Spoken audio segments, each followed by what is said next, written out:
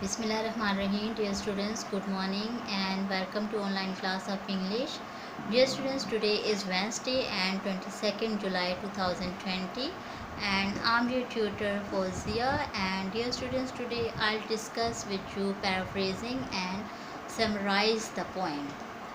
Dear students, it's our first lecture and inshallah in next lecture I'll discuss with you how summarize the point, right? And today I'll discuss with you how to paraphrase a stanza. And first of all, I want to discuss the definition of paraphrasing. What is paraphrasing? Paraphrasing होती क्या है, ठीक है? क्योंकि जब students को एक stanza दिया जाता है कि आप इनकी पैराफ्रेजिंग करें तो वो कंफ्यूज हो जाते हैं, क्योंकि उन्हें पैराफ्रेजिंग का कॉन्सेप्ट क्लियर नहीं होता, जिसकी वजह से वो परेशान होते हैं, पैराफ्रेजिंग नहीं कर पाते, राइट? तो आज का ये जो टॉपिक है बहुत इम्पॉर्टेंट है, आप इसको कर लें तो इंशाल्लाह जब भी आपको स्टेंजा दिया जाएगा पैराफ्रेज करने के लिए तो आप उसको खुद भी अच्छे से पैराफ्रेजिंग कर सकते हैं, राइट? तो dear students, first of all I discuss with you what is paraphrasing. Paraphrasing क्या होती है?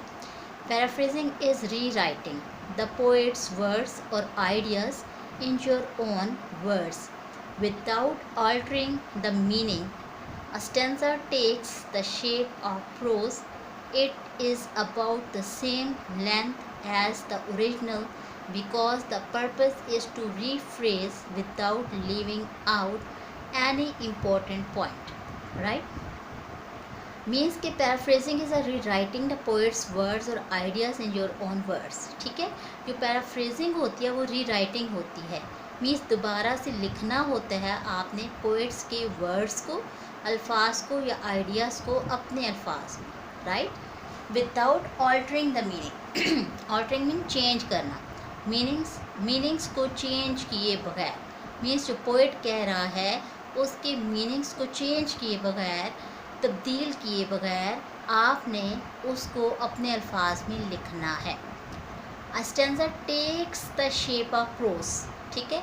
एक स्टेंजा जो है वो प्रोज की शक्ल अख्तियार कर लेता है, मीन्स नसर की शक्ल अख्तियार कर लेता है। आपने देखा है ना, पोइट्री आपने देखी हो, शायरी आपने देखी हो, शेर आप देखते हैं कि वो शेर 2 लाइन्स के होते हैं, 4 के होते हैं, ठीक है, 6 के होते हैं। तो ये आपके शेर जो होते हैं, अशार जिसको आप उर्दू में बंद कहते हैं, ठीक है, तो वो आपने उसको प्रोज की शक्ल में करना होता है, उसको आपने नसर की शक्ल में करना होता है। पोइट्स के जो अल्फाज होते हैं उसको अपने अल्फाज में बयान करना होता है, राइट? तो वो ये कह रहा है कि स्टेंजा और इंग्लिश की जो आपके जो लाइंस होती हैं, ठीक है, वो आपके स्टेंजा कहलाती हैं, ठीक है? जो अशार होते हैं वो 4 लाइंस के होते हैं, 6 का होता है, 7 का होता है। ये जो लाइंस होती हैं अशार की तो आपकी स्टेंजा कहलाती हैं, ठीक है? तो जो स्टेंजा, उसको आप स्टेंजा कहते हैं। एक स्टेंजा होता है पोएम में, कहते हैं stanza takes the shape of prose. तो ये जो स्टेंजा होता है वो प्रोज की शक्ल इख्तियार करता है, मीन्स उसको आपने नसर की शक्ल में अरेंज करना है, ठीक है, लिखना है। It is about the same length, ठीक है, एज द ओरिजिनल, और इसकी लेंथ उतनी ही होनी चाहिए जितनी उसके ओरिजिनल की है, ठीक है? Because the purpose is to rephrase, क्योंकि उसका जो पर्पज़ होता है, जो मकसद होता है, रीफ्रेज करना होता है, ठीक है, without leaving out an important point, बगैर किसी इम्पॉर्टेंट पॉइंट को छोड़े, ठीक है? आपने उस जो स्टेंजा है उसको आपने प्रोज की शेप में लिखना है और उसको रीफ्रेज करना है और उसके इम्पॉर्टेंट पॉइंट्स को स्किप नहीं करना, राइट? ये आपकी पैराफ्रेजिंग की डेफिनेशन होती है, डेफिनेशन है। आई होप आपको ये समझ आ गई होगी। Dear students, keep the following points in mind while paraphrasing a point, ठीक है? जब भी आप किसी पॉइंट की पैराफ्रेजिंग करते हैं तो I have written 3 points on the board for you. तो आपने 3 पॉइंट्स को माइंड में रखना है जब भी आप किसी स्टेंजा की, किसी पोएम की पैराफ्रेजिंग आपको करने को कहा जाए। तो सबसे पहले आपने क्या पॉइंट माइंड में रखना है कि mark thought groups in the stanza. Stanza को आपने रीड करना है बहुत अच्छे से, उसको अंडरस्टैंड करना है, देखना है कि उसमें जो पोएट है वो क्या कहना चाह रहे हैं, ठीक है, उसका पर्पस क्या है, उसकी थॉट्स क्या हैं, ठीक है, उसको आपने मार्क करना है, अंडरलाइन करना है, ठीक है। नेक्स्ट पॉइंट आपने क्या माइंड में रखना है कि paraphrase the message in simple text. आपने क्या करना है, जो मैसेज होगा उस पोएम का, उसको अपने सिंपल राइटिंग में लिखना है। ठीक है, सिंपल वर्ड्स में लिखना है, सिंपल लैंग्वेज यूज़ करनी है आपने।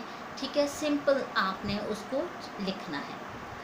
थर्ड पॉइंट क्या कहते हैं, change poetic words with simple ones. और जो पोइट का जो वर्ड्स है, पोइटिक वर्ड्स हैं, उनको सिंपल लैंग्वेज में आपने यूज़ करना है। ठीक है, उनको शायरी से हटा के अपने आम सादा से लफ्ज़ों में आपने उसको बयान करना है। राइट, ये 3 पॉइंट्स आपने अपने माइंड में रखने हैं जब भी आपको किसी स्टैंजा की पैराफ्रेजिंग करने को कहा जाए। ठीक है, you can see the example that I have written on the board for you. As a white candle in a holy place, so is the beauty of an aged face. ठीक है, ये आपके लिए एक पोएम का stanza है जो मैंने लिखा है। आप इसको लिखने का स्टाइल देखें कि ये आपकी लाइंस में लिखा हुआ है। ठीक है, ये 4 लाइंस हैं। ठीक है, इसको आप स्टैंजा कहते हैं। आपने उर्दू के शेर भी देखे होंगे। ठीक है, एक लाइन में एक शेर होता है, दूसरे में दूसरा, तीसरे में तीसरा, चौथे में चौथा। ठीक है, इस तरह से वो आपका एक बंद बन जाता है। ठीक है, तो ये आपका एक स्टैंजा है। इसको हमने 4 लाइंस में, हमने 1 लाइन 1 में लिखी, सेकंड पे थर्ड पे 4 हमने लिखी। अब हमने इसको पैराफ्रेज करना है। अब आप पैराफ्रेजिंग भी आप देख सकते हैं कि पैराफ्रेजिंग इसकी मैंने प्रोज की शक्ल में किया। ठीक है, अब मैंने इसकी स्टैंजा जो पोएटिक वर्ड्स हैं वो मैंने चेंज किए हैं। ठीक है, इसको मैंने क्या किया है कि stanza takes the place of prose. ठीक है, जो स्टैंजा है वो अब उसने प्रोज की शक्ल इख्तियार कर ली है। अब कैसे, the beauty of an aged face is just like a white candle in a holy place. ठीक है, अब आप देखें कि इसके मैंने जो ओरिजिनल लेंथ है वो भी सेम है। ठीक है, और इसके जो मैंने वर्ड्स हैं, ओरिजिनल वर्ड्स, ठीक है, पोइट्स के जो मीनिंग्स हैं वो चेंज नहीं किया मैंने। ठीक है, उसकी जो पर्पस है मेरा जस्ट रीफ्रेज करने का था, और मैंने कोई भी इम्पोर्टेंट पॉइंट या इसमें से स्किप नहीं किया। ठीक है, तो आपकी ये होती है पैराफ्रेजिंग। और इस तरह से जब भी आपको कोई स्टैंजा दिया जाए कि आप उसकी पैराफ्रेजिंग करें, तो आप इसको इस तरह से कर सकते हैं। ठीक है, आई होप आपको आज का ये पैराफ्रेजिंग का लेक्चर समझ आ गया होगा। तो इंशाल्लाह हम अपने नेक्स्ट लेक्चर में देखेंगे how to summarise a poem. ठीक है, पोएम्स की समरीज़ आप कैसे करते हैं, क्योंकि अक्सर आपको पोएम्स की समरी आ जाती है कि आपने पोएम की समरी लिखनी है। ठीक है, तो उसके बारे में हम डिस्कस करेंगे कि आप किसी पोएम को कैसे समराइज़ कर सकते हैं। ठीक है, thank you so much, Allah bless you.